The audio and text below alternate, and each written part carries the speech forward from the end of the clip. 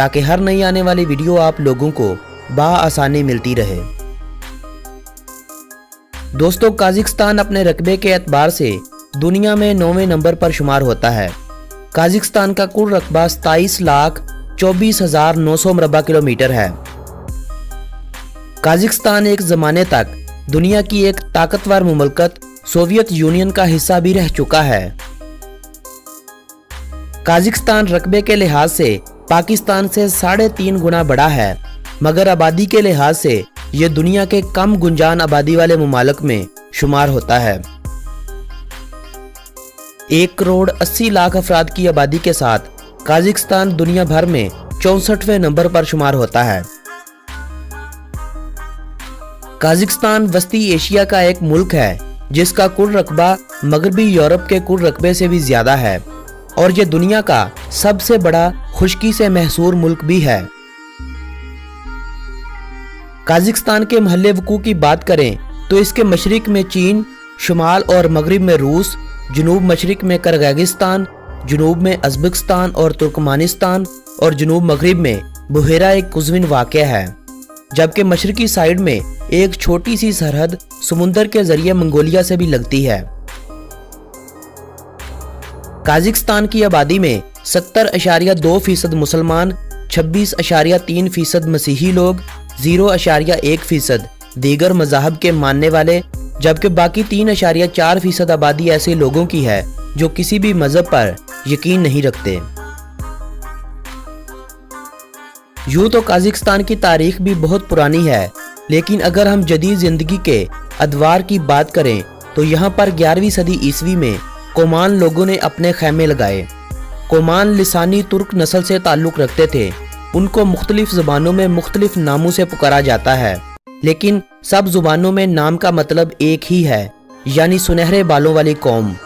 कोमान के बाद यहाँ पर कपचाक लोगों ने बस्तियाँ बसाना शुरू की।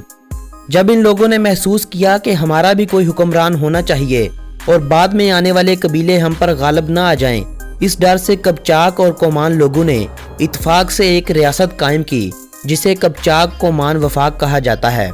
ये 11वीं सदी से 12वीं सदी तक कायम रहने वाली रियासत थी। चंगेज़ खान के जानशीनों ने यानी सल्तनत मंगोल ने अपनी सरहदें फैलाते हुए कपचाक कोमान वफाक का नाम ख़त्म करते हुए इसे सल्तनत मंगोलिया का हिस्सा बना दिया और आने वाले 300 सालों तक इस खित्ते पर हुकूमत की। 1456 से 1847 तक कायम होने वाली एक सल्तनत जिसे खानियत काज़क कहा जाता है इस खित्ते पर कायम हुई। आपकी मज़ीद इतला के लिए बताता चलूँ कि मंगोलिया सल्तनत अपने आगाज़ में एक गैर मुस्लिम रियासत थी, मगर ये अपने अरूज के दिनों से पहले ही मुस्लिम हो चुकी थी। यानी मंगोल सल्तनत का जब अंजाम हुआ था तो तकरीबन इस्लाम ही इस सल्तनत में फैल चुका था। खानियत काज़क के इस अजीम दौर को भी इस्लामी दौर कहा जाता है, यानी ये सल्तनत भी एक इस्लामी सल्तनत थी, मगर इस सल्तनत के अंजाम के बाद कुछ दहाइयाँ कोई नई हुकूमत कायम न हो सकी और फिर 1867 को रशियन तुर्कमानिस्तान का क़याम अमल में आया, जिसका हिस्सा ये खित्ता भी बना। इस इत्तेहादी हुकूमत का भी 1918 में खात्मा हो गया, जब दुनिया जंग अजीम अव्वल के मरहले से गुजर रही थी। 1918 से काज़ाकिस्तान के इन इलाकों पर, जहां पर अब काज़ाकिस्तान मौजूद है, एक आज़ाद आलाश खुद मुख्तार रियासत बनाई गई जो एक काज़क रियासत थी। 1925 में इस रियासत का भी खात्मा हुआ और एक नई रियासत कायम हुई जो सोवियत यूनियन के इश्तराक से वजूद में आई थी, और इस रियासत का नाम काज़क खुद मुख्तार सोवियत इश्तराकी जमहूरिया रखा गया था, जो 1936 तक कायम रही और फिर इस रियासत की खुद मुख्तारी को ख़त्म करते हुए नया नाम काज़क सोवियत इश्तराकी जमहूरिया रखा गया था। यह रियासत 1936 से 1991 तक कायम रही। सोवियत यूनियन के टूटने के बाद काज़ाकिस्तान सबसे आखिर में आज़ादी पाने वाला मुल्क था।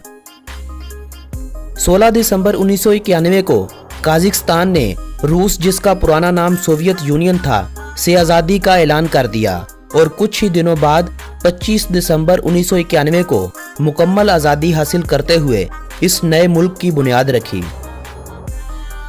सोवियत यूनियन के इत्तेहाद में नूर सुल्तान नज़रबायेव काज़ाकिस्तान के रहनुमा थे और आज भी ये काज़ाकिस्तान के सदर के ओहदे पर अपने फ़राइज़ सारे अंजाम दे रहे हैं।